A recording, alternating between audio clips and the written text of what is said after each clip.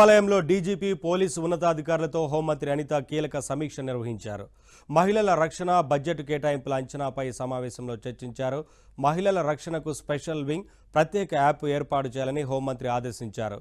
Help డెస్క్ల బలోపేతం చేయడంతో పాటు పోలీసు వ్యవస్థలో మౌలిక వసతులపై సమీక్షలో చర్చించారు. మహిళలు, చిన్నారులపై జరిగే నేరాల్లో కఠిన వైఖరి అవలంబించాలని సూచించారు. మహిళలు, చిన్నారుల రక్షణ కోసం అందరూ కలిసికట్టుగా పనిచేయాలని సూచించారు. పోక్సో కేసుల్లో నిందితులకు త్వరితగతిన శిక్షలు పడేలా ఛార్జ్ షీట్లు పకడ్బందీగా తయారు చేయాలన్నారు. ప్రతి జిల్లాలో సురక్షా టీంలు పెంచి 24 గంటలు నిఘా పెట్టాలని ఆదేశించారు.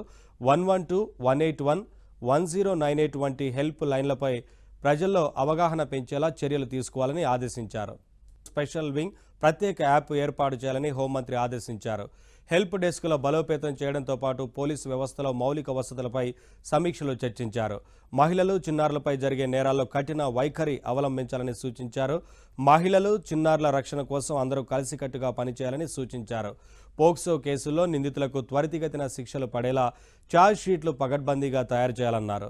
ప్రతి జిల్లాలో సురక్షా టీంలు పెంచి 24 గంటలు నిఘా పెట్టాలని ఆదేశించారు.